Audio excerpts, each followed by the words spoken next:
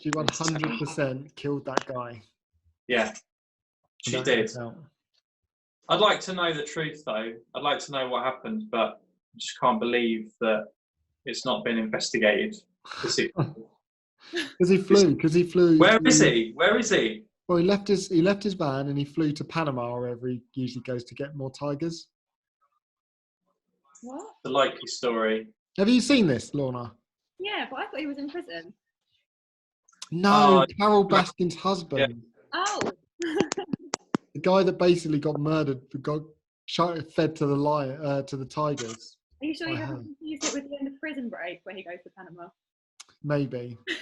I know it's somewhere in South America where they pick up. Maybe was it Panama? Or Ecuador or something like that, wasn't it? I'll probably watch it all again anyway at some point. Will you? I'm struggling. I think I'm about 4 or 5 episodes in and I'm done. You should do it in like a day. Yeah, but they're like over an hour and there's a lot going on, isn't there? There's a lot of information there. Yeah, that's why I probably haven't taken. The last bit that I saw actually is getting better. The last bit I saw is his boyfriend who is gay, who's not actually gay, killed himself. The young one. The young one. One of them gay, are they? No, both of them weren't gay. But you ain't that straight. but they both ain't that straight either. Yeah. Well, I've just watched. I can't remember what it's called on Netflix, but it's about documentaries about the Innocence Project, and people. There's like 4 different cases, like 3 episodes each, of people that been wrongly convicted, and it's about the lawyers who are trying to get them off. Isn't it?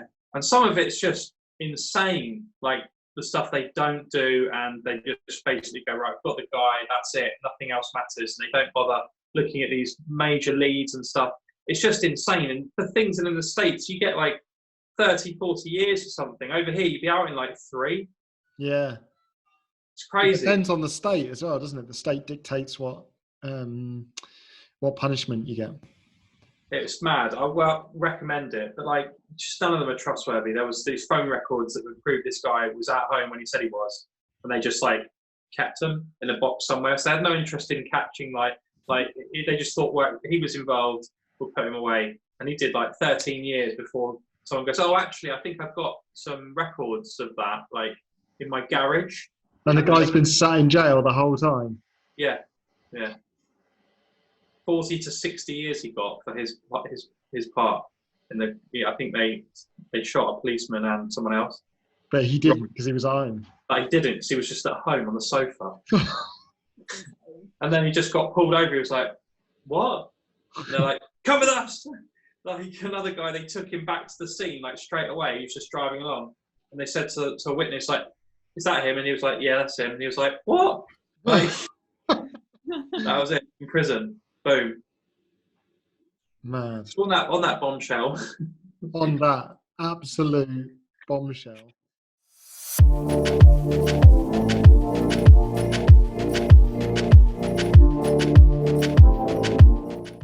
Okay, welcome everybody to another isolation edition of our podcast. Back with me again is my man Nick Daines. Below me, as always. And we've got another special guest with us today, Lorna Davis. So, member of our club. How's it going? I said, how are you? Sorry, I just smashed something. Oh my God, it's all going wrong. What have you managed to smash? It was a little tapas bottle. I didn't even realise it was behind the computer. There we go. Going really well. It's a good start. Okay, so onwards and upwards. Onwards and upwards. What's been going on? How's isolation been treating you? I'm still pretty much enjoying isolation. I don't actually like going out and seeing people that much. Yeah, do you know what? I'm enjoying it. I'm enjoying the isolation too. It means Nick Daines can't turn up at my house. Yeah. Demanding coffee. I'm completely out the loop now of just being able to drop in. Yeah. Just dropping in to watch the fight. Hoping to do a podcast. Now we don't even have to leave the comforts of our own home. We can do I know, it's pretty good this. It is good, apart from the fact that we can't get Five Guys. So usually after training on a Thursday, it's Five Guys time. And we are the usual suspects, really. It's me, you and Lorna. I do miss those Five days. I do too. I am really hungry right now, even though I've had my lunch. Well, you don't get to 128 kilos for nothing, do you? 100.5 this morning. It's gone up. You were 100.2 the other day, you were telling me. I know, but then I was 102 yesterday.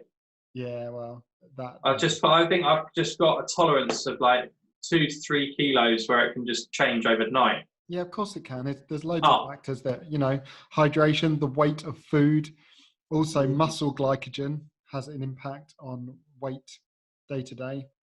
So there's loads of different Getting the talk. yeah, so there's basically all I can hear is like blah blah blah blah blah science. This is why you weigh 105 kilos, my friend. But I only eat the best burgers and fried chicken. Whatever that means. Only the premium fried chicken.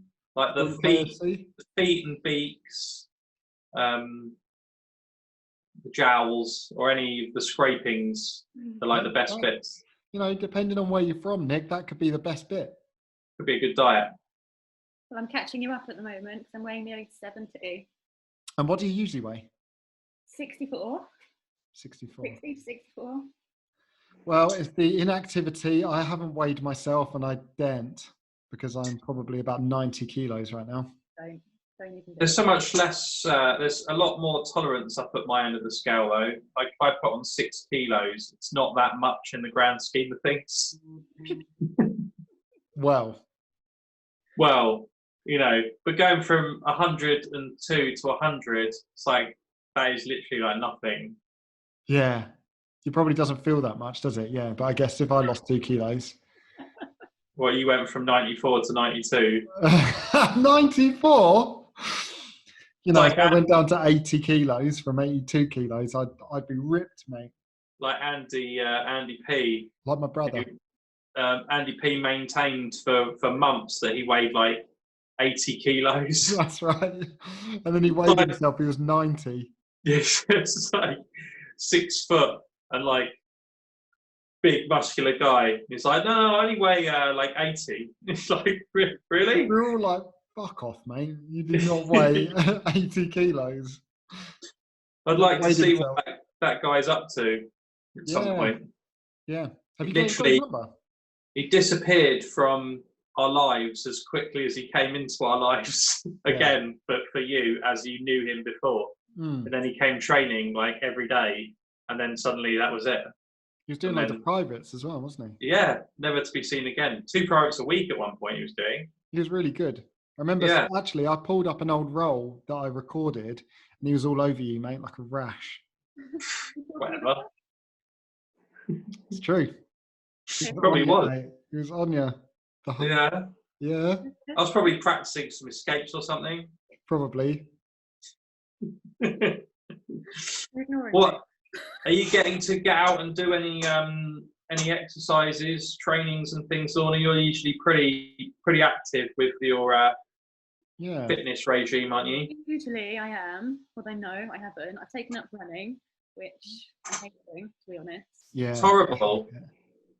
Yeah. It's hard, is why. 5 kilometres every time. Yeah. And I just didn't anticipate how far it was, really, and how difficult it was going to be. Like I thought, when I see people do like 5k runs, 10k runs, I'm like, oh yeah, good for you, but it doesn't really mean anything to me. No. I've never run that far before. So now that I've actually run it, I'm thinking about the people that are doing like, do you see anyone doing that 10k a day? No. I've seen 2 people on my Instagram stories that have been running or cycling 10k every day for a certain period of time. And I was like, oh yeah, great. Like, well, yeah, whatever. It's only 10k, mate. Yeah. Is it? I'm thinking back. Like, that's actually really far. That's really far.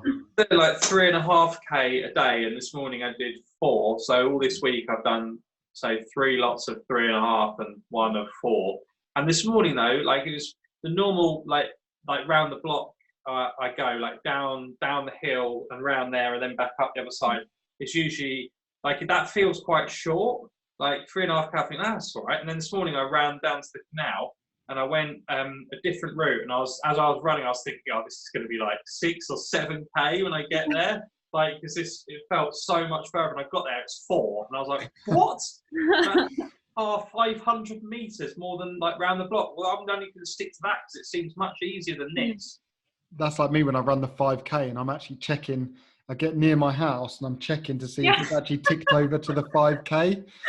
I'm literally, as I'm running, I'm staring at the phone. I'm waiting for that 5 to tick over, and then I can stop running. I've done enough. Yeah, 5K is all right. That's like, I mean, I reckon if I adapt my route a bit, I reckon it's taking me around half an hour, probably a bit longer at the moment. Well, my first 5K was about 37 minutes. But I am taking my dog, who does stop for poos. So I'm quite grateful for the stops that my dog takes, because I'm like, I can have a breather here, and it's not my fault. It's not me giving up. I have to stop to let the dog poo. So it's like, so I'm quite grateful for the stops, but it does add on a bit of time. But yeah, my first one was 37 minutes, and I think my second one was 34 minutes. Well, for me, running 5K is like Lorna doing it, but with a 35 kilo backpack on. And what on the front?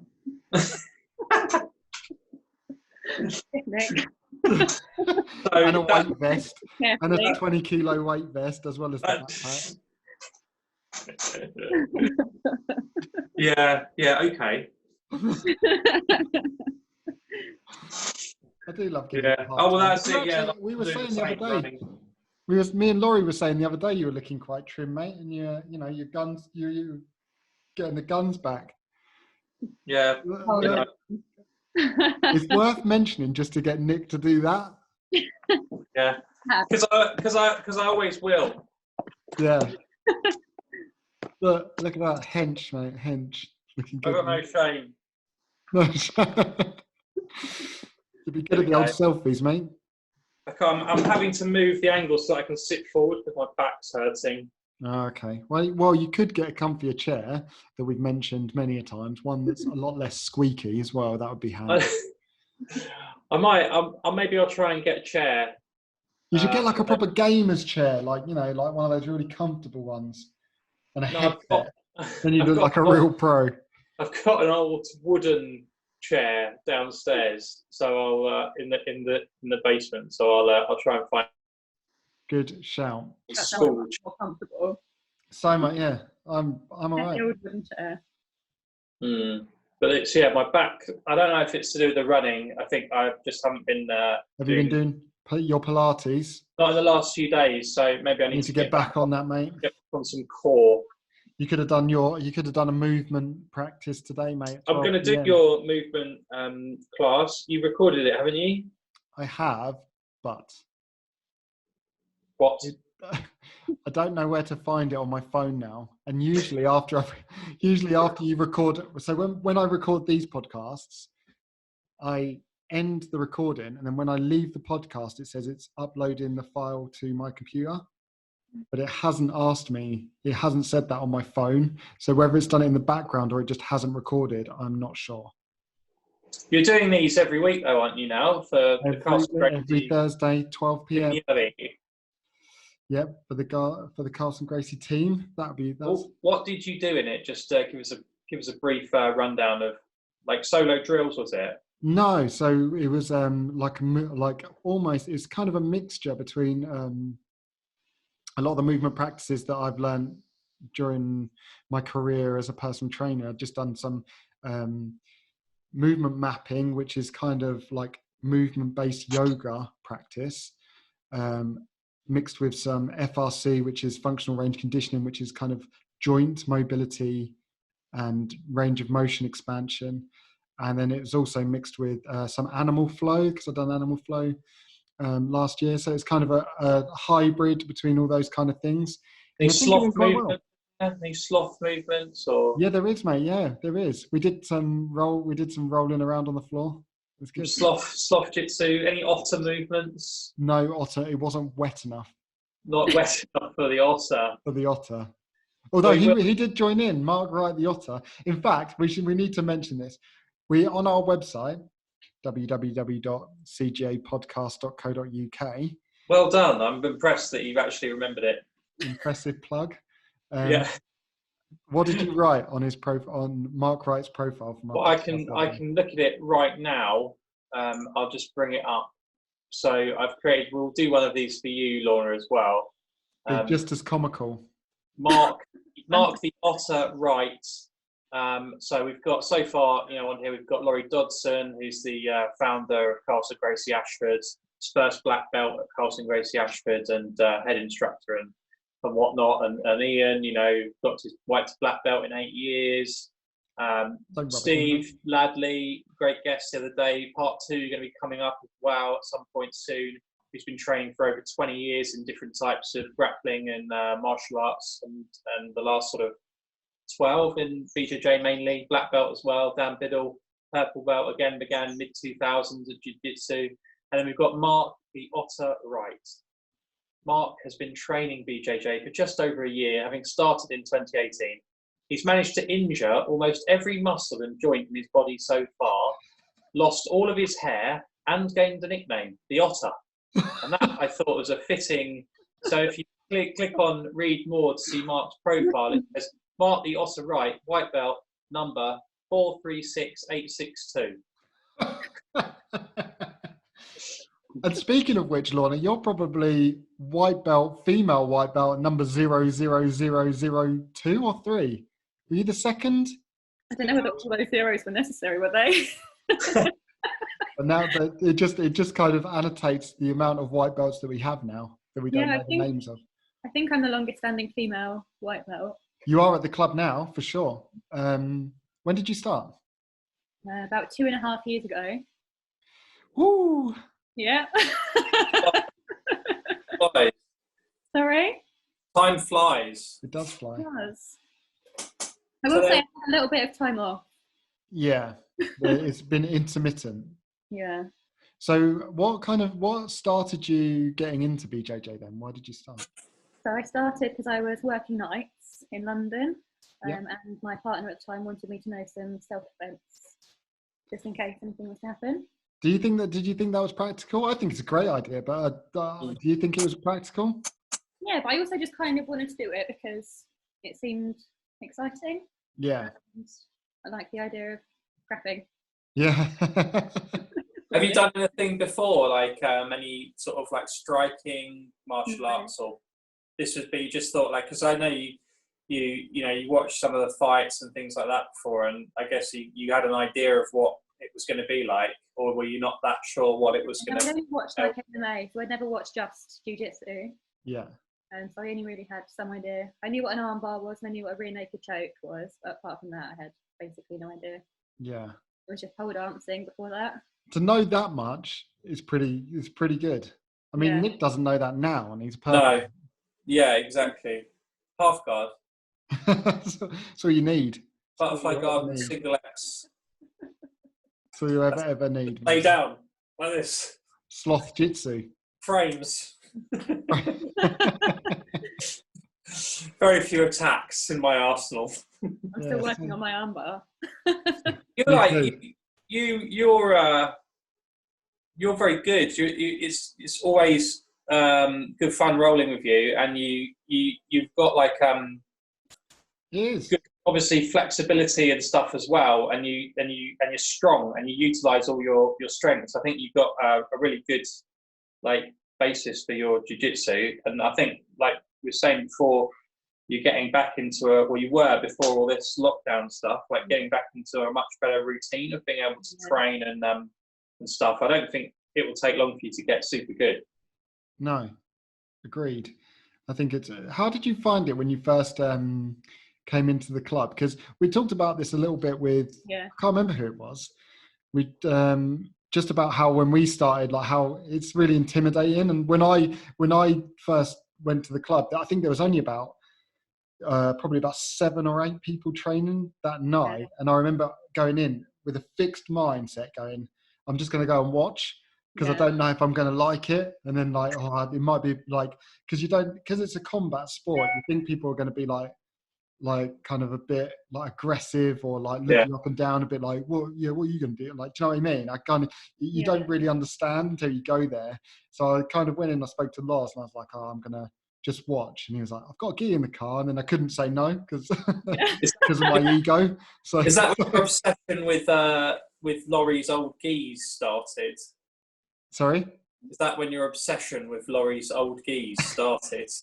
Probably, mate. It was well nice.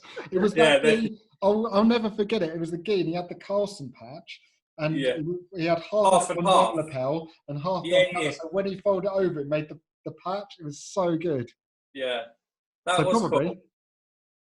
What happened to that? He's got so many now. Well, but anyway, before we digress too much into absolute nonsense, let's go. How did you find it when you came like into the club? Yeah, I didn't really find it that intimidating, to be honest, because I think partly because I like to be thrown in at the deep end when I do things like that anyway. Yeah. So I kind of had it in my head that I was going to just jump straight in. See what it was about. Yeah. But also I think everyone was really welcoming. I don't know if it's partly because there weren't really many females, and I know that they wanted to encourage more females to come in. Yeah, like it would be. Everyone was like super welcoming, like. It would be nice to have more females now, really, wouldn't it? It's a tough one though, isn't it? Because there's not really anyone the same size as me. There's like a few men that are smaller. Yeah. The otter, probably. he's less muscular. He's smaller and weaker. Yeah. What, than me? Yeah. Well, yeah. Don't say he's small. He's now lost all of his muscle mass, if he had any. And he just walks around in a baggy dressing gown at home all day, drinking Budweiser. He's probably walking around drinking Budweiser, being really paranoid that Becky's going to jump out from behind a wall somewhere to slap him on his bald head. I hope he is. Becky's still working, I think, as well, isn't she? Yeah, from home. From home. So she can slightly keep an eye on Mark's, like, descending into the site. Well, I think he he embraced it as soon as lockdown came on. I've not seen him out of his dressing gown. Well, the only time I've seen him out of his dressing gown was in a gi, which is pretty much the same thing. So he goes from gi to dressing gown, from dressing gown to gi. Dressing gown to pajamas. Pretty much, yeah. It's interesting though, because I think when I've been to other gyms and most places you go are pretty welcoming and like relaxed and nice, because everyone wants more people to train and to train with. Yeah. So I think it used to be. I think maybe it's just the martial art that we do is more like that. I don't know if it's the same in like kickboxing and things like that. I don't know, boxing or whatever. But certainly in this, I've always thought it's very like kind of a cool vibe, a nice, welcoming. It's a little bit I think it's probably the same everywhere. Kickboxing and stuff. If you're striking each other, you haven't really got to have that cuddle, have you? No. You haven't got to wrap your legs around someone. I guess it's less intimate a thing, isn't it? Yeah. Just grab my charger. Yeah, that's right. Yeah, it's a funny one, isn't it? Like it's a tough thing to get into because you don't really know what it's going to be like because you are like super on top of each other when you roll. So it's hard to, you don't know if you're going to feel awkward about it when you first grapple, but you don't. There is no. It's not awkward, is it? Because you're mainly trying to survive. So. Trying to stop someone from choking you to death. Yeah. But you kind of forget about it straight away. I remember. Like they're trying to. At first, I remember in my first lesson, they were like, "Okay, so put your legs around me." So I kind of was like, "Oh, okay." But then the awkwardness goes away after a minute, doesn't it? Because you're thinking like, this is half hard, and you stop thinking about. Do you think that puts people off? Do you think that puts, especially like females? Do you think that puts females off, the fact that like the guard position? Probably. Yeah. The closeness of it. Even just walking into a room of that many men, because there's sometimes. How many people would you say usually? Like 30 sometimes? Yeah, I mean, what was it like when you first started? Was there like 20 odd people? Yeah, I think, yeah. Because you're probably more used to it now, aren't you? Yeah. Like if there was 30 blokes in a class, you'd probably be like, so. I don't know who half of them are now. Yeah, that's it. Welcome to our world, mate. Yeah. Yeah, well, half of them would be looking when Lauren goes, "Oh, do you want a spa?" They'd be like, "Oh." Yeah, like, that's it. Yeah. They don't want to get another thing, actually. When I was kind of new, but it wasn't like when I first started. If a new guy came in and they see, oh, like there's a girl here, they think, oh, I'll go easy on her. I know, it's such a mistake. It is the worst mistake to make. There was a really interesting chat about this that Keenan and Thingy on their podcast were talking about. Hinger. And you know how I mean, I think there's obviously, if like you and I are rolling, Lorna, obviously I've got a weight advantage. Got a weight advantage over me as well, mate. I don't include you in this because you've got a power, muscle advantage. You're stronger than I am. And belt advantage. So yeah, you've got other advantages, and you know, if so I could just try and get inside control and hold on to it and not do anything, but there really wouldn't be any point in us training like for that.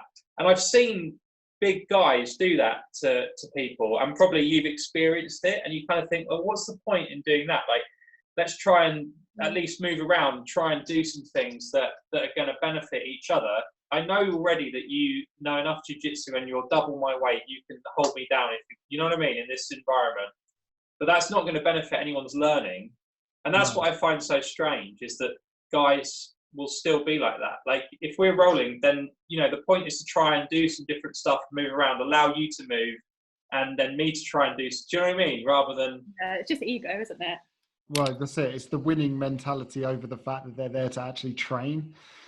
But what I've always found, though, is that I quite like rolling with like females, because what they lack in like physical strength, like a lot of them, they make up for in like mobility, being able to get into positions that you won't find guys, especially people like Nick,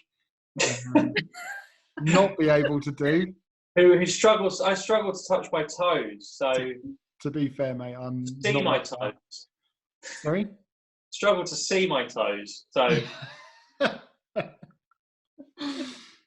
I think there's like advantages and disadvantages of rolling with different, like, and it's the same with like smaller guys as well. So Nick, you must experience this all the time, but like smaller guys, you know, they literally every rubble.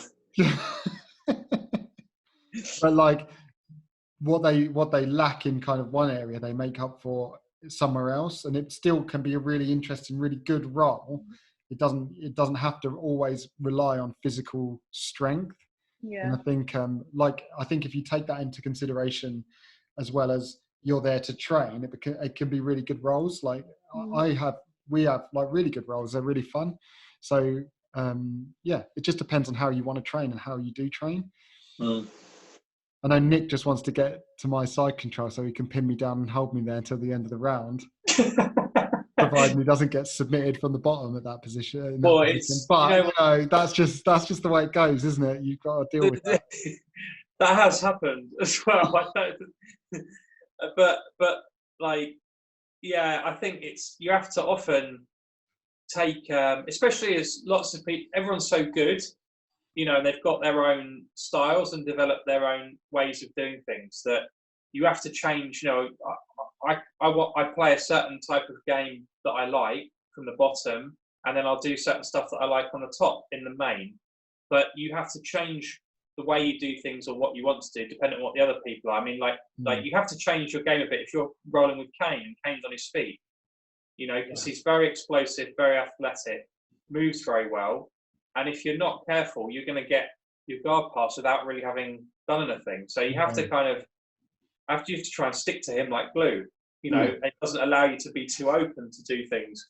So it's great rolling with all different types of people, because you get to see what different, you know, like games people do. Because you can find it a bit samey sometimes with people going for their usual moves that they do and whatnot. And that's why I think, you know, lighter, heavier, everyone train together and try and try and give the other person a good opportunity to train as well, rather than just nullifying what someone does. Do you find that then? Do you find like when you roll with other white belts, especially guys who are quite new, do they try and smash you into the ground, Lorna, and like really try and put it on you? Yeah, some massively do that, but also occasionally you'll get someone who very obviously isn't doing that. Yeah.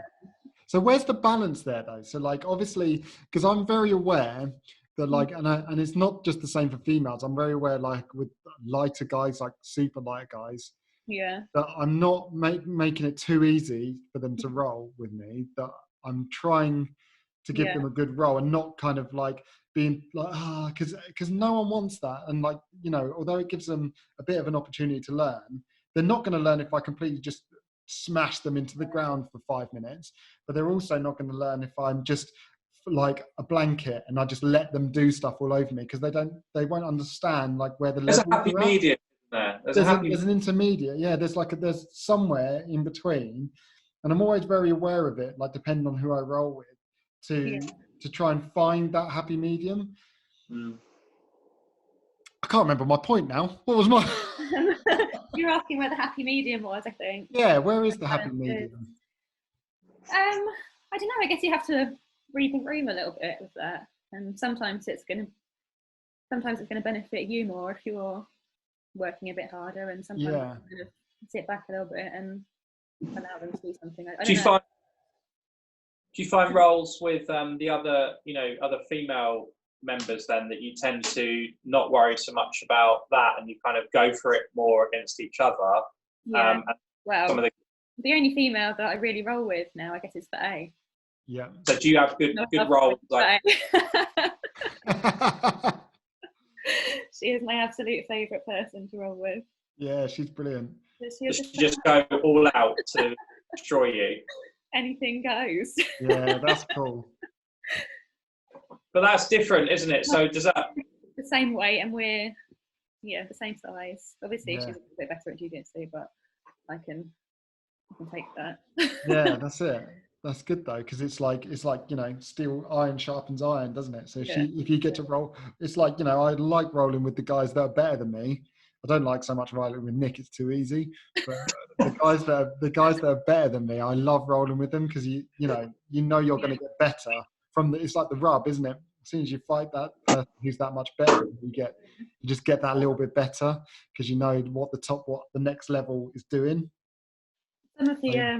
Some of the other white belts, like the ones that are really good. Please. Yeah. My least favourite thing is when you practice a technique in class, and then drilling afterwards, and you can feel them doing the technique that you just learned in class, but you can't stop it. Yeah. Can't stop it from happening. You're like, no. That's the sign of a good teacher right there. What classes do you go to? Oh, yeah. Go to yours actually, Sam. Wow. I take that. Can we put that on the website? Someone's learnt something from the classes. Well, you won't, will you? You're usually sat over on the side like that. With your phone. Anyone want to go for coffee? That's it. That's all he's interested in, the social afterwards. That's it. I've learnt a lot from you, Sam, over the years. Sorry? I've learnt a lot from you. That's it. Oh, right. I was waiting for the punchline there.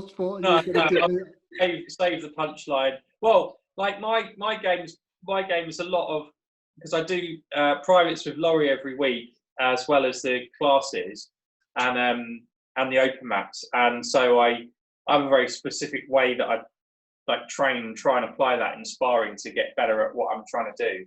But a lot of the stuff I basically, it's like I'm like a hybrid of the techniques from yours and Laurie's like bits that I like. Yeah. From the single X and half guard and butterfly in that area, really. That's the kind of stuff I enjoy doing.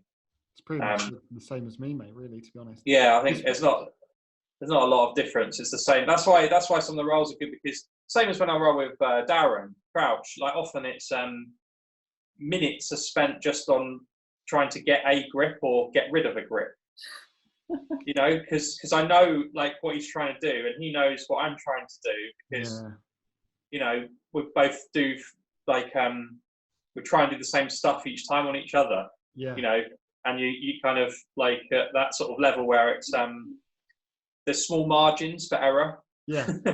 And it gets smaller. Unfortunately, like the higher the belt and the tougher the opponent, the margins become smaller and smaller and smaller, and it can take one like wrong grip for you to be. Well, it looks like from the outside, not a lot's happening. Yeah. You know, but I'm thinking, oh God, is that your excuse? Yeah. It looks like when I'm on the side, not a lot's happening, but I'm taking it, I'm soaking it all up, you know. Usually it's like, come on, Sam, it's 1:15 now. It's time for sparring. Come on. I'm still babbling on about one more technique. Yeah, one more technique. No more techniques. We want to fight now. Yeah, I'm just still babbling on about half guard, but it's the best guard. But it's the best. But it's good. Like the day sessions, the day walking sessions are good, I think, as well. There's a lot to be said for the busy classes and lots of people to spar with and stuff. But some of the classes during the day are really cool, and with a more, and we get lots of different people coming through the doors. I'd say we've had probably at least 20 odd different people come through, and like some are there every week and some come and go. But how did you find that, Lorna? Because you used to work nights. Are you still working nights up in London?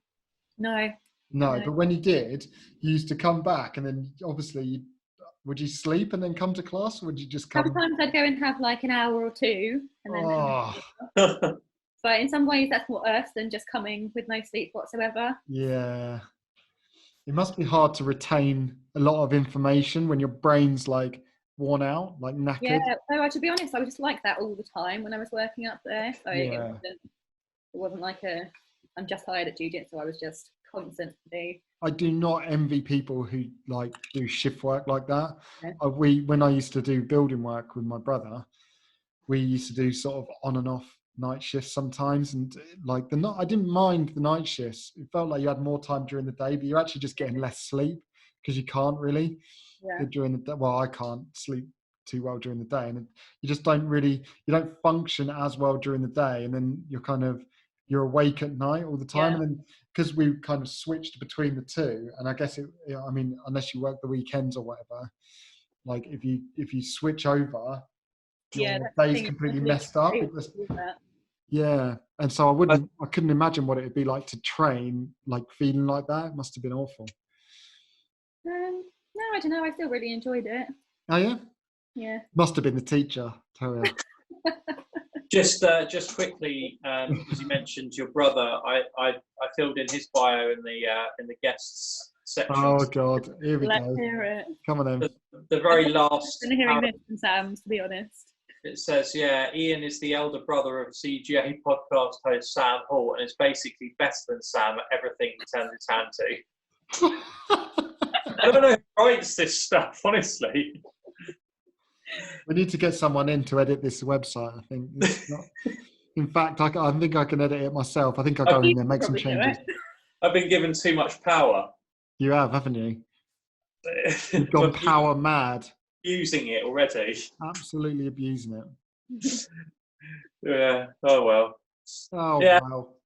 Oh wow. Yeah. Well, none of us can wait to get back to real life and getting back to training and things. I think like anything that we can do, like you're saying about running, Lorna, and stuff. Like I've been trying to do that, and like I think it feels like it's doing some good, but I hate it. But as long as we can keep ourselves motivated and doing something. Yeah, like I think that's the most important thing. Well, the worry for me is like when I was running, I kind of at points I'm like, what is the point? But I kind of as I'm tired, I'm like, do you know what? If I don't do this and I don't keep some level of fitness going, then when I get back to jiu-jitsu, it's going to be absolutely awful. Like the first few rolls. In fact, it probably still will be because there's nothing really quite like just rolling to be able to condition yourself to it. But at least I'll have done something. I'll be used to some semblance of pain to push. Yeah, rolling, like even if you haven't like if you just have a break from sparring because you've got a niggle injury or something and you don't roll for a week or 2 weeks, you feel that. Like I come back, I'm like, geez, I'm not fit at the minute for rolling, you know, and it doesn't take very long at all to get out of the fitness, like, or you know, being in that zone to be able to do it for 6, 7, 8 rounds in a row. Yeah, 100%, definitely. It doesn't take long to knock it out of you, and you go, God. Yeah, I know, it's weird, isn't it? Like, yeah, it is. That's not that long. No. And you think, you know, you haven't changed that much, but still struggle. Not I do, anyway. Maybe that's just me. Well, you are old. You just that's why you just have to keep doing it. Just never stop. Yeah, just don't ever stop. Don't stop, because once you stop, it becomes really hard. It's because this is a good point, because we were talking about this with Dan Biddle yesterday about having a certain amount of time off of training and then coming back. So you had some time off as well, Lorna. Yeah. Like, how did you find it when you came back? Because you build yourself up, don't you, to a certain level.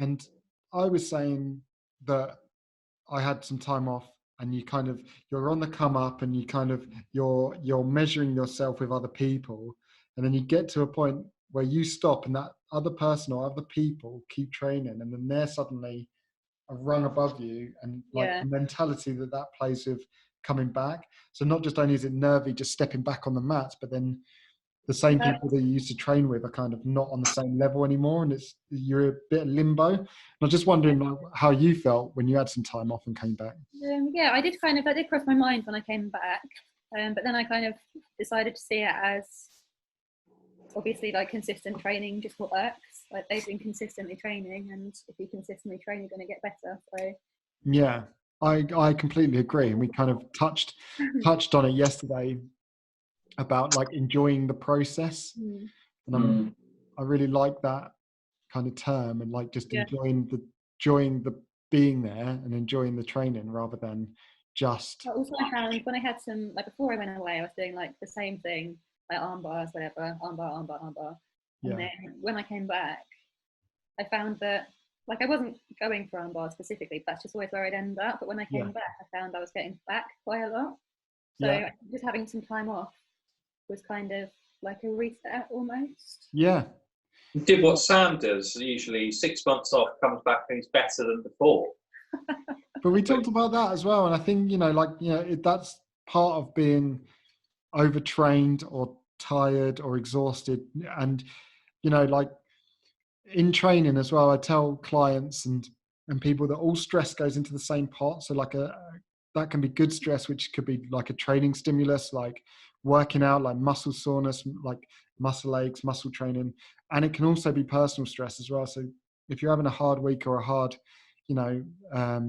with whatever, that all goes into the same pot. And that when that overflows, you become fatigued and tired, and then your training suffers from that fatigue. So you need that recovery time and, a bit of time for yourself to be able to get better and I think, without knowing it back then, I was kind of doing it for myself. I was training really hard because I felt like the harder I pushed, the better I would get. And in fact, I would actually push because I was doing like early morning shift work, building. So it's physical job all day as well. And then training really hard into the evening, probably not eating enough or drinking enough water. And then by, in a month's time or 3 weeks time, I had to have a week off because I was so exhausted. In fact, it didn't feel like exhaustion. It felt like I couldn't be bothered, and I just couldn't be bothered to go training that day.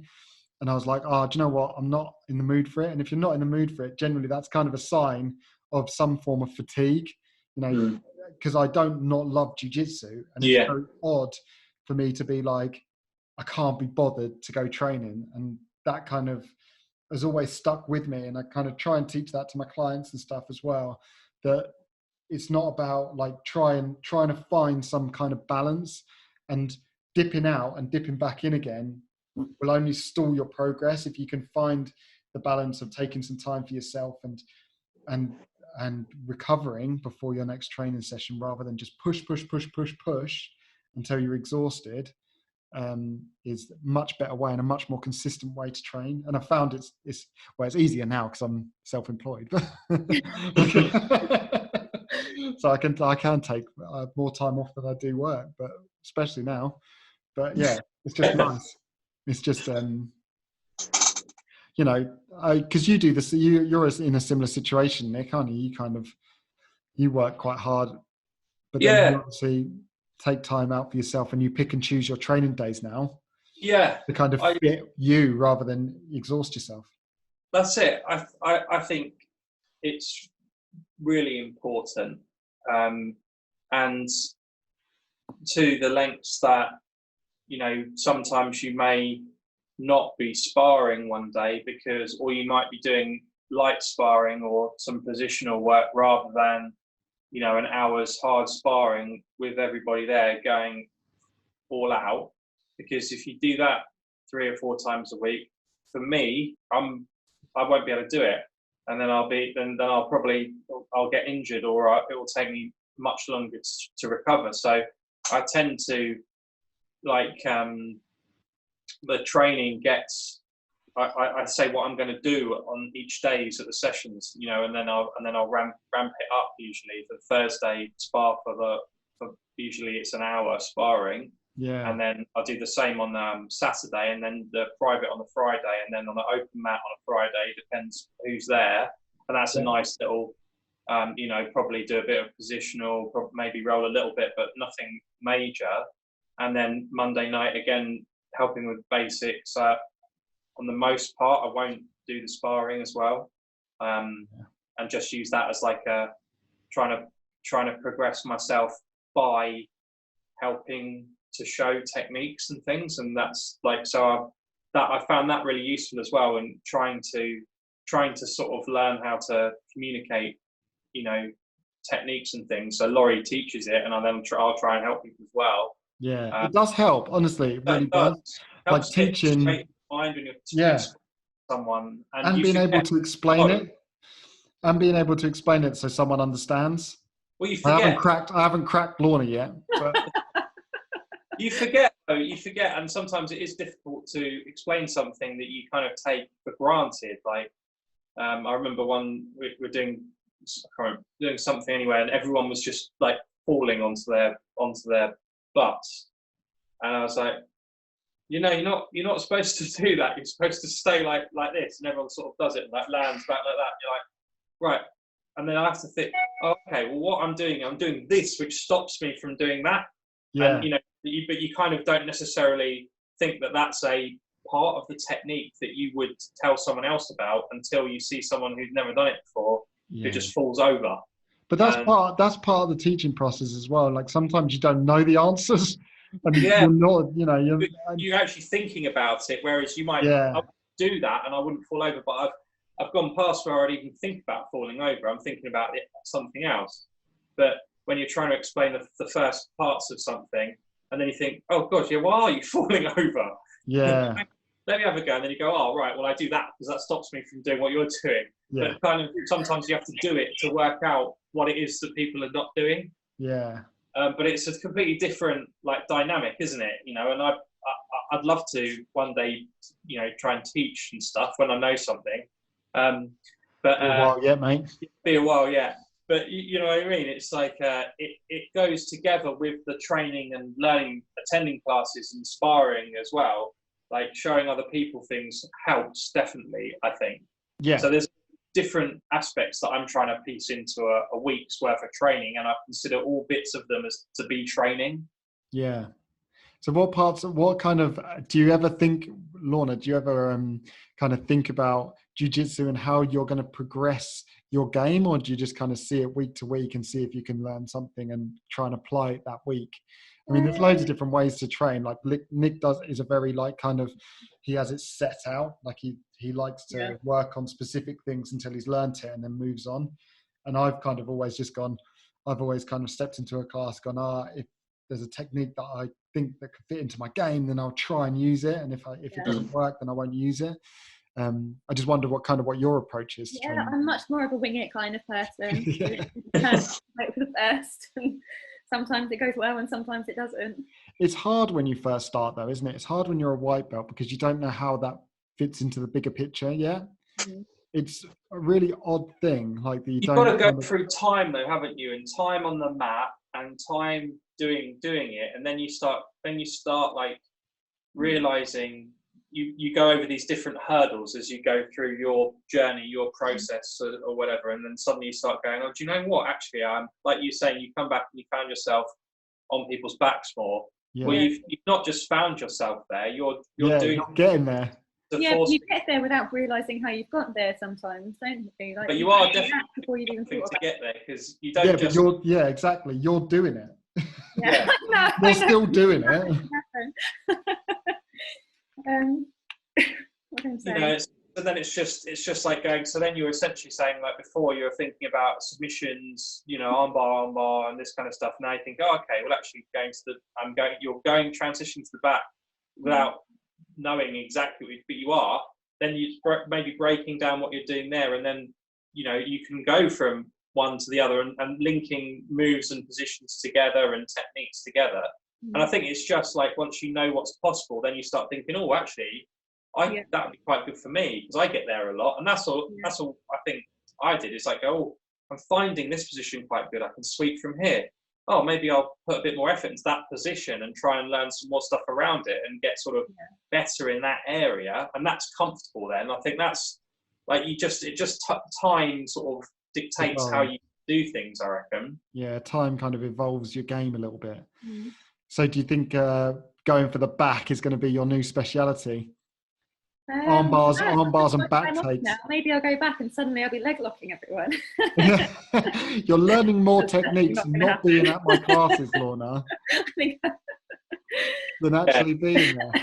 Well, I'll tell you what would have been a good series of classes that you taught, Sam, would have been the Kimura Trap series. You have been going on at me about this Kimura Trap series for about, I'm going to say about 4 months now, that you really want me to go back over it again. I do. I would really like to go back over that, because I like that as well. I like getting to the back from using the gift wrap and these positions, like and the Kimura grip on there as well. Is 5-year-old the other day. You what? Sorry. I taught my 5-year-old the gift wrap the other day. Yeah, great to practice on. That is excellent. I feel like a 5-year-old when Ches is doing that to me. Yeah. It's such a dominating move, isn't it? You feel so out of control when someone's got your wrist. You're like, what else makes me feel like a baby? It's when Loz always does it, when he like flies you up in the air. Yes. Do you know what? He still does that to me. So there's something quite exciting about it, though, isn't there? You're like, oh, hold on, now I'm going to get swept. Yeah, this is fun up here. You don't start kicking your legs. You're like, like a frog. I'm going to presume Loz hasn't done that to you for a while now, Nick. Yeah, no, not. That hasn't happened for a little while. He's luckily he did say this to me as well before. He's like, after the shoulder surgery, the shoulder injury, basically. Put an end to some of like Laurie's game with larger people. Man, I feel exactly the same. I used to play a lot of X guard, and I genuinely don't really play that too much anymore because of my knee. I just don't. And maybe that's probably where I found more of like the half guard stuff works better for me, because. Well, yeah, I mean, go back to your Essex Open bouts in 2011, and there was back in the day. There was the glory days. The glory days. There was your fight where you were in, like, somehow I can't really remember how or what you did, but you ended up in this weird X guard position, and I think you were saying at that point you were like training a lot in the X guard and looking for the belt grip and so from that tournament as well. So like because I think Laurie was teaching it a lot, and I kind of didn't realize I was using it when I was rolling. And then, when you watch something back, because, we didn't used to record our rolls or film anything. And then obviously that competition was filmed, and I kind of got myself in there without really knowing how I got there. And then I was like, actually, there's something in that. I really like that sweep that I done. Yeah. So I'm going to try and work out how to do it properly. And then kind of like I used it a lot more from there. But that's cool. So competition as well. We can like show you something that could be a strength that you can go away and try and work more on, or things that will work on people from other gyms. Yeah. Are we gonna have a look at seamlessly moving into one of Lorna's fights? Perfectly seamless transition again there, Nick. You are getting really good at this. Okay, so I can put the crowbar aside now. You can. Feel like it's and you can get the baseball bat out. Transitioning from. So you were talking about doing privates with Laurie earlier. Yeah. I actually did a private with Laurie the day before my competition. Oh really? Well, this competition, the one that we're going to watch. We're about to watch, and the submission that I won with was actually the one we were drilling. Oh, that is awesome. Well, don't say that, because then that Laurie's prices, Yeah, come on. We've got to say that you've got to keep Laurie's prices down here, because This is my code. This is it. That's awesome. That's really cool. But that's what it does. I find, private lessons. I mean, again, like Sam, I'm kind of sometimes quite selfish. I mean, you're fine to be selfish with the information you're getting in private, but I'm selfish in my training sometimes with sparring, because I'm trying to go from positions that I want to practice. So if someone just wants a normal spar off, and I'll just I use that to try and go into where I want to go. And, and that's training, isn't it? Yeah, I guess. But then that's how I've evolved to a degree, because before, like when I was, like a few years ago, you'd say the same, like, oh, you're not even, you just laying down like a beach salmon. Your game has evolved tenfold since those days, but you did. And I think everyone goes through that phase where they feel like especially at blue belt, I think I did the same, is when like you feel like you're in a good place and you kind of know enough to be able to. You're comfy. You want to try the De La Riva and some Spider Guard, and you think, I'll just straight into that open guard game. Yeah, I'll just roll back. Open guard now. But then you get past in 10 seconds, and then you're like, oh. But the reality is, you're a step behind. Yeah, you don't get to do anything you want to do or you want to practice. You spend your whole time trying to get back to a basically neutral position and not get submitted. Yeah, not ideal. So my mentality had changed a while back, but that's how I train now, is by actually trying to train myself rather than go, I'll see what this person's going to do, because they're all training something they want to train too, and they're always trying to perfect passing. And if they're doing that and you're not, they're going to be better at the stuff that they're trying to do. It's going to be a bad day as well. It's not going to be much fun. I think it depends who you're rolling with when you do that. Some people you can do that on, and some people you just. Exactly. But Nick would do that to everyone. So he'd be rolling with me and then he'd just lay on his back and I'd be like, thank you very much. Then I'd be like, oh no, it's only 3 seconds gone.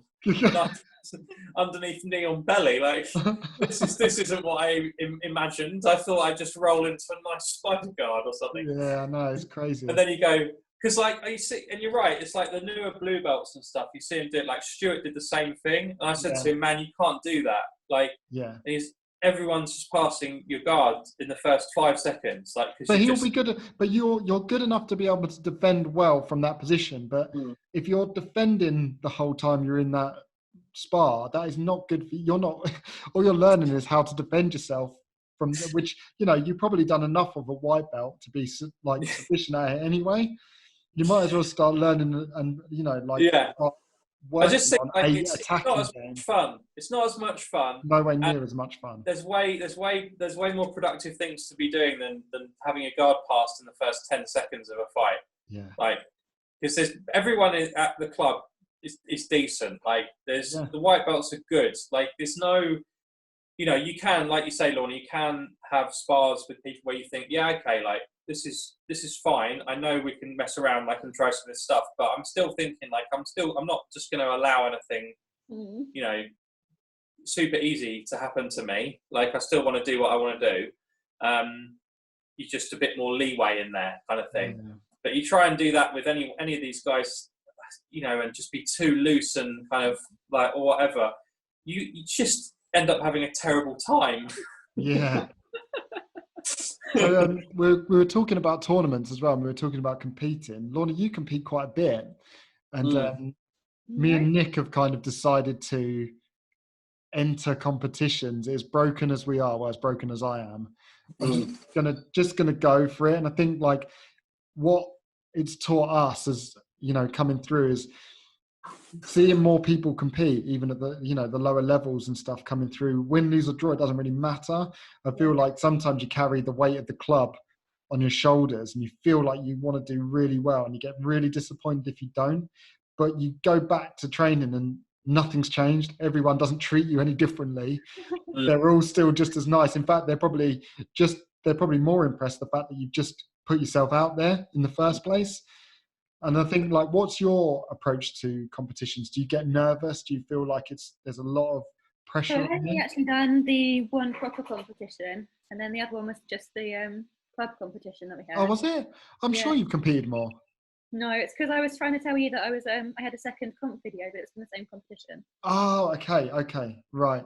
Okay, so you don't compete that much, but but you do. You do compete, yeah. No, I entered another competition, didn't I? But then I got blue. So that's right, you did. That is right. Blue. But like, how do you find the pressure of competition? Because we want to know, basically, because we're trying to get as many people to tell us how they feel about it. Because we talked to Ches the other day, and he was like, I love it. He's like, I get proper fired up for it. And me and Nick are on the opposite end of the scales, where we like get really nervous. And well, it's funny because the Carlson Gracie competition that we had at the actual club, I was really nervous, like absolutely, almost having a panic attack kind of nervous. Why do you think that is? I've got no idea. Maybe it's just the fact that everyone was there watching and I knew everyone. And I don't know. I don't know, really. Yeah. But the competition that I went to in Dartford, I didn't know anyone. And I was just, it was really calm. I'd done some like guided meditation the night before. Do you think that helps? Briefly. Yeah, it really helped because I slept really well. I woke up really fresh. Yeah. I wasn't trying to cut weight, so I just had a nice breakfast and went off. Faye took me. Nice. So you had her in your corner as well, so that's good. Yeah. Yeah, that's nice. Yeah, it was really nice. I wasn't really nervous on that one, to be honest. No. But then you were nervous in the interclub. Yeah, massively. I kind of get it though, because I've done them. It's like when you get called out into the middle after a class. Yeah. Or if you get called like during the like the gradings, if you get called out in front of like Wilson and the head coaches and stuff. It's all. I'm probably. You're always called out. You are, Sam. I don't know why. I'm not that. You're a regular. You're a regular. You're like every year at the. Come on, Sam, out you come. I just know it. I just don't even. But I hate it. But I don't like. There's something about it as well that I don't hate it that much. I always feel like I just want to do something all right, or even if I lose. I always think it's fine if you're called out with someone who's a higher level than you. There's no pressure then, is there? There's no pressure. I'm not the same grade as you or whatever, and then kind of I always think like I perform better in those scenarios. Like I've had some really good roles for me, with Harry and that kind of thing, and these guys and Harry, like rolling with him he's just on another level. Yeah. But if you can extract these small little things where you think I managed to regain that or do this or get that grip, then I feel positive about that because I hold these guys in high esteem. Really really high level guys. So if you're out the front with someone like that, you think, well, I'm not going to win anyway, so it's fine, and I'll just try and do some stuff and do this, that, and the other, and that's good enough. But if it's you that's that person, there's someone else. You think, that like you had a real tough one, Sam, at Christmas when it was you and John Archer out the front. It's like a difficult role because we have good competitive roles, but I think it's because he's a big, strong guy with really good base. So you can't, and once he gets into side control, it's going to be a bad day for me. It'd be a nightmare. Can't give anything away while trying to set stuff up, and like obviously he's probably thinking exactly the same thing. He's thinking if I get swept here, it's going to be a bad day for me. So like it all unfortunately, it was just one of those roles that became very defensive. And but that was the ideal scenario in my book. So basically, you. Not for me though. I wanted it to be a bit more exciting. No, but at the same time, he was honestly trying to pass your open guard, and then you had I think you have a half guard at one point, and then a full guard. But it was a variety of guards, and him trying to pass and you trying to sweep. Yeah. And to be honest with you, John is very difficult to sweep anyway. It's a hell of a job to keep him at any distance where he's not going to get into a good position to try and pass. So that alone, when you're watching that, it's like fair play, you know what I mean? Because you went and tried to sweep. You were trying to sweep, and it's like then you had to get to the half guard to get back to a full, and then feet on hips and this stuff. So you tried something, and then it kind of didn't come off, and then you had to work really hard to get back to a better position for you. Yeah. And it's like, there's, for the time you're out the front for, you've not got enough time to, like. That's right. That's right. I was trying to set some stuff up, but you've got to be a bit more, especially as you get through the, rolling with higher grades, like John's a brown belt now. And you're trying, you have to be a bit more tactical with how you set stuff up. You can't just brute force anything. You kind of got to try and he's not going to let up, is he? He's not going to let up. He gets past your guard, like that's going to be very difficult to change that position. In fact, the best time the least nervous I've ever been about being called up into the front was when I got called up against Ian when he got his black belt. Yeah, that was great. I knew he was going to get his black belt that day, and I was like, I'm going to try my best to absolutely. That was a good. I knew I wasn't going to be able to, so I was like, right, I'm going to give him. I'm going to make, because I know he's going to get it no matter what. Yeah. I'm going to give him hell and just make him like. But he ended up sweeping me and kicking my butt. So. But he didn't submit you, I don't think. Maybe that was just him being kind, because I was there watching, and it was it looked like a fun role. It was fun. Like people, you were both trying stuff. One of those ones where everyone else, because I don't know if you've ever been to a grading, Lorna, at Tunbridge, but it's like so it's a long, thin-ish, and literally the from white belts all the way around the grades like this surround the entire thing. So, and everyone's packed in and often like a couple deep. So there's a lot of people there, and then when you get the crowd going, oh, and stuff like that. So there was a few of those moments when these boys were like going into the wall and stuff, like proper two brothers having a fight, Yeah. It was great. It was good to watch. It was fun. I think I got called up first, and I was like, Ian, I was like, who's he going to put me up against here? Or am I going to have a rough day?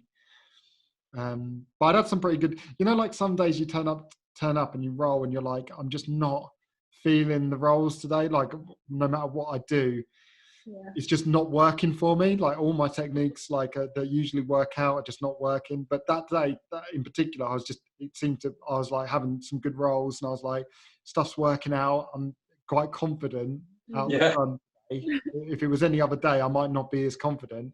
And then when Ian got called out as well, I was like, yes, good. I'm really going to go for it now. So, well, you've had some successes yourself at grading days where you've been maybe not expecting to be graded that day, and then only once my purple belt. Yeah, was that for your purple I don't think belt? I was supposed to. I don't think I was supposed to get graded that day. I don't think really? anyone was planning on it. Yeah. And I think they called me out. It was really impressive when you fought out the front, and then were like, right, well, the guy you fought got his purple belt, and then so he's got to get it too, kind of thing. Yeah, I think that was the case. So you live the pressure. The thing is, though, I don't like it. It's a bit embarrassing. I probably, I feel like sometimes when you get your belt that way, it doesn't feel like you've earned it because you weren't supposed to get it. If that makes sense. Probably though, I think I like to think that I think it's true that when people get graded at our gym, white belts to blue belts, those guys could have been graded before possibly, but they're almost stepping into blue belt at they're not a brand new blue belt level. They're probably into the blue belts a little bit, they're decent. They're not going to hold their own with other blue belts at that point. Lots of the white belts that get graded to blue are submitting blue belts and stuff prior to them being graded. So it may just be that the standard was it might not have been that day, but you probably that standard anyway. Well, it's you don't know. You never know, do you? And I think that's the thing with belts. I think when I was a white belt, all I cared about was getting my blue belt.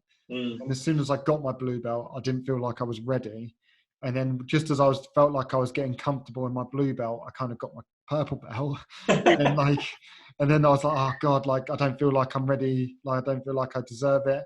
And then just when I was getting comfortable as a purple belt, I was like, do you know what? I feel quite confident being a purple belt now. I got my brown belt and I was like, oh, I don't think I deserve this brown belt. And then, I don't know whether it ever goes away. Sooner or later, you'll get a black belt as well. And then I'll probably feel like I don't deserve it. You'll be moaning again. Doesn't stop moaning these first world jiu-jitsu problems he's got. You obviously do deserve it, because you started teaching. You were teaching like when you came back from injury at purple belt, and then you started your Thursday class a few years ago. That was kind of the deal, because I remember, because just as I came back from injury, I had I changed my job. So just as I came back, I was like, I'm not getting the same income that I used to. And Loz was really kind and basically just said, well, why don't you teach on a Thursday and then that can be your training? And I was like, okay, like a Thursday daytime. And I was like, mate, that would be amazing. Like, you really helped me out there to keep me in the loop. And, like grateful for that. And to be able to teach is, again, absolutely amazing. Like, I didn't think, I was so super nervous. Like, I really didn't know. Like, Loz was just like, teach what you know. So I taught open guard, half guard for about 6 months, probably half guard. Good though. But it gets you, but it gets you used to being able to teach in front of a group of people, and it shows you what you do actually know as well. Sometimes you're like, oh yeah, I do actually know some stuff. Like, because I was always worried about what to teach, and and again, it kind of introspectively, it kind of makes you look up stuff, because I'm constantly watching jiu-jitsu videos, instructionals and stuff to see what I can implement. And I won't go too far above my comfort zones, because but I'll try and teach stuff that I'm semi okay with, and try. Especially for people that want to know a certain thing, like they want to say like, oh, can we do something on this? Yeah. And if I know some stuff, I'll definitely teach it. But if I didn't know absolutely anything, then I probably like lapel guard and stuff, I wouldn't teach that, because I'm not confident that I know. I've never used it, so I don't know if any of that stuff kind of works. But things like De La Rivas and coming under stuff that I'm interested in, I'll teach that, because I like doing it. But yeah, that's all it takes. Oh yeah. I'm getting badgered for the iPads from my son. But, half an hour. I know. All right. Well, look, another 20 minutes, then you can have it. Yeah. So yeah. In that note, let's watch your fight, Lorna. Let's watch Lorna's fight. Let's watch Lorna's fight, and then we'll talk about it. Because when was this? Go out. No, probably about a year ago. Yep. Maybe more. Where is this? Is this the Dartford Judo Club? It was the Let's go back to the beginning. This video can't be played. Don't give me that. Okay, let's stop this share. Technical difficulties. It's all right. I'll get this sorted. Oh, good. Also, I think my hairstyle in this video looks kind of like a brain. Kind of like a what? A brain? Brain. The thing is, it's a practical, because it's short underneath, isn't it? Yeah. Yeah, it's growing back now, so it's a really awkward. I just look like I've got It's practical. That's what I like about it. Do you just flip nothing through? Worse, with my hair now, I've definitely noticed how much cooler it is when training. In the fight I had after this one, the girl I was fighting had her hair in a ponytail, and I was trying to get the armbar, but all her hair was over her head. Yeah, that's an issue. Get to it. Just pull it. Just pull it, yeah. That is an issue, though. It was annoying. I mean, anyone with long hair, you're always, especially when you start reaching under the bottom of the lapel, you're always going to get like fingers caught in it. I've definitely lost clumps of hair at jiu-jitsu. Yeah, I'm not surprised. Sam obviously has as well. That's what happened, mate. 10 years of hard rolls with people rubbing his head on someone else's face. That's what happens, isn't it? Okay, so here we go. Let's go. Is this your first fight then, Lorna? Or? Yeah. So the classic white belt slap down. Oh, that's good. We were talking about this earlier, weren't we? How good the hand slap. It looked like you're in an actual fight for a second there. Yeah, I just remember that Ben always used to say, like, never used to let them get their grips. He used to go, fuck off. And like, I had him in my head going, fuck off. Yeah. You can see it in your face. That was a close attempt at the armbar there. That was good. Yeah, so I pulled hard. In fact, Laurie does something really similar to set that armbar up. Yeah. Nice. In for the triangle. Good. You'll get your hips up though. Yeah. Was she pushing down? Very rigidly. Yeah. It looked like she might have been pressing you down, like your hips down with her elbow. But also, she pushed it up in a second, and then I realised I just had absolutely no idea what to do. So I just had to do something else. Because I think I was so comfortable on my back that I hadn't really learned anything from the top. Yeah. So I was basically like, this is all I have, and I'm just going to stay here. Yeah. It's often the case, like, I also don't know why. Nice entry to the single leg X. This is good. Oh. Yes, please. The coach was also shouting in the background. He's like, control the head, Megan. So I thought, better move my head. Yeah. So you were in a really good position to set some stuff up there, like 50-50 and some really good guard positions. I just want to pause this for a second because I really want to watch this, but all that I can see in the background is the classic warm-up guy in the white belt. Flapping his arms around, the intimidation tactics of the competitors. Me and Nick always notice this at competitions.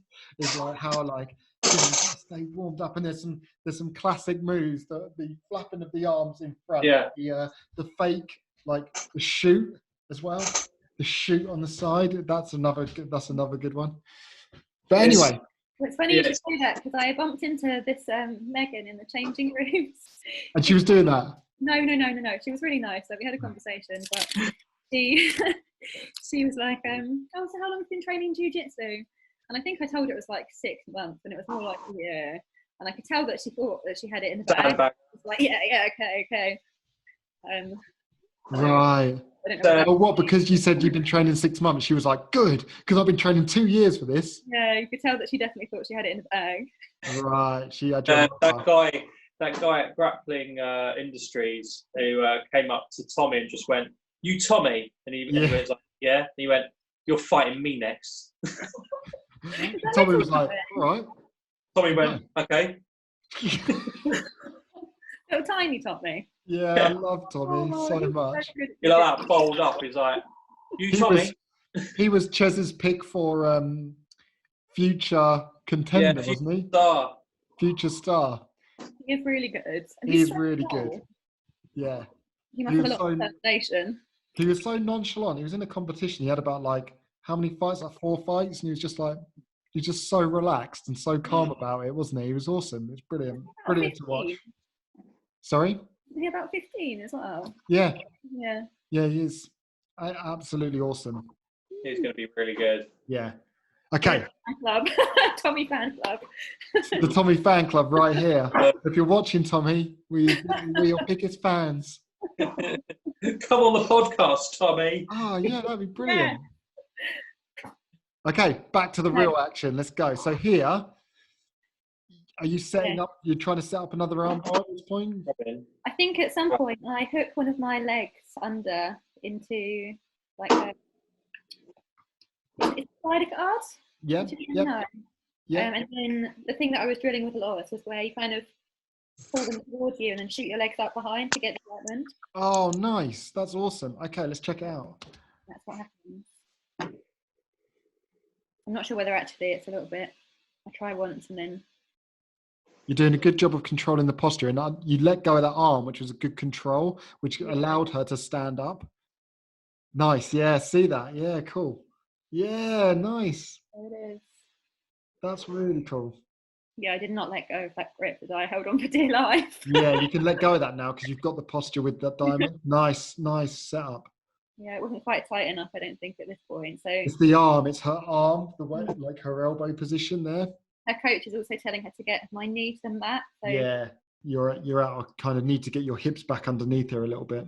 Yeah, but there she goes. It's hard. It's difficult though because you've already got it locked in without releasing the lockdown to try and get your hips back underneath.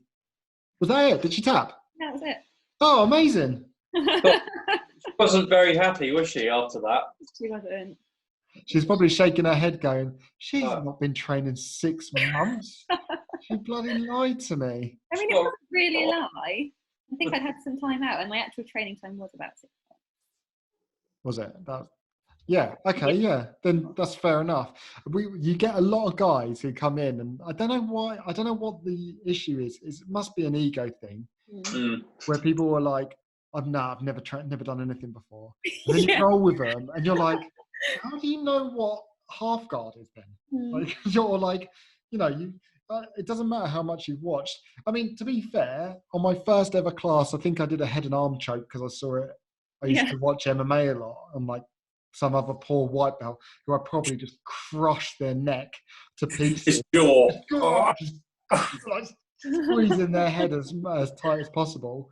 But I'd never done anything. But like, it's still in like reality, you can tell some people have definitely done some grappling. Yeah. And like to come in and go, I've done like maybe 1 or 2 classes. Here maybe, but you've also done 2 years somewhere else. Like 2 years in Brazil when I lived out there. Yeah, no one will care. Like, I think people are worried that if they say they've been training for 2 years and you roll with them and you're going to go, "You've been training 2 years, mate. Oh, you're not very good for training 2 years." Yeah. I'd rather underestimate than actually just tell you the truth. Whereas in reality, no one cares. You're at the level that you're at, and you've got like everyone start somewhere. So you might as well just tell the truth. It's such an odd thing. Tell the truth. Tell the truth, white belts. Sandbaggers. Sandbaggers. There's nothing worse than going, he's done 1 class, and you're like, right, so what I'll do is I'll just show him the positions very gently, and then he does a knee cut pass, tries to take my back, and I'm like, hold on, mate, hold on. Yeah. So are you planning on, when all this stuff's over, you'll be planning on doing some more competitions going forward as well? Yeah. I don't really know what I'm going to do work-wise afterwards. I was actually thinking of applying to the fire service. Good idea. Great idea. I want to do something that I can fit some training around. Yeah. But yeah, I don't know how much training I'm doing. Ches is involved with the fire service BJJ club, as well as Leonie. Maybe he's worth speaking to about, potential employment, because he might know someone or know the HR department that might be able to help you out. Yeah, and imagine getting posted with Ches. He'd have you training every day when he was on shift, wouldn't he? Constant. He'd be like that. Come on, let's go roll. What was that? Come on. Come here. Oh. That's what he does to Nick. When Nick's at open mat, he's like that. And Nick tries to ignore him by being on his phone like this. Business, mate. Business. Sorry, it's really important. Business slaps out my hands. That would be really cool.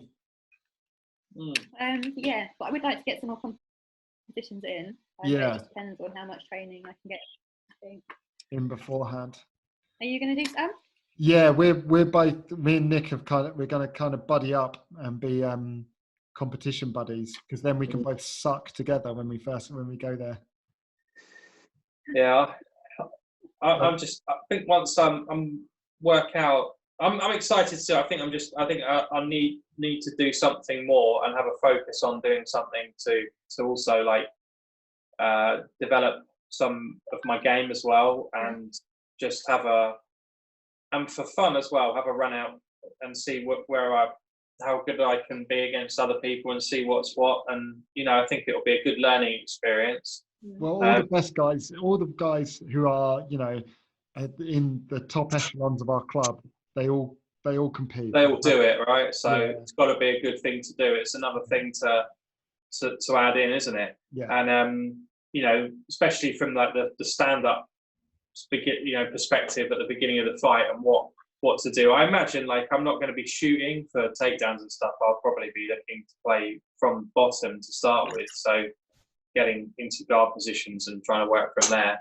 But then that'll be good enough. I think. Especially if you're carrying an injury in your back, you don't really want to be lifting people up. So I'm not going to go in and do some stuff that I'm not comfortable with. But I think there's still a place. To be fair, there's not going to be some high octane action in the ultra heavy Masters 7 division, is there? Well, you don't know, mate. There's some of these old guys can move,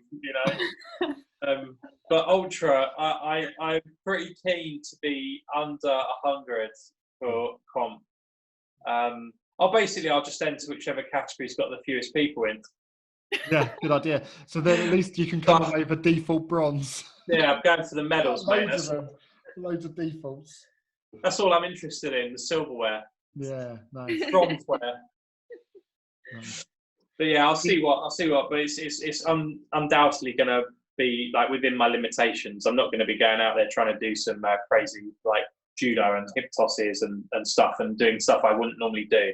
So I'm going to go in. It'd be great to get a group, a team from our club, a bigger group from our club. We'll go down together, because we went as quite a few of us down to Grappling Industries recently, and it was a really fun day, until I ate an edible and was off the.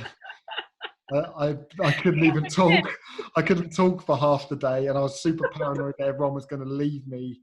But up until that point, I was having a great time.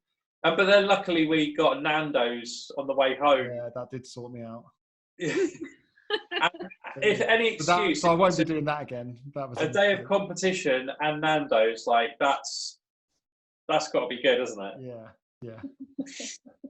Right, that was awesome. Let's wrap this up. Thank you so much, Lorna, for coming on. Thanks for letting us watch your fight. And thank you. I'm glad it was a win. Me too. Awesome. Especially a finish. That's great. We'll definitely have you back again. That was awesome. Thank you very much, guys. Good to talk to you guys. Us. Us.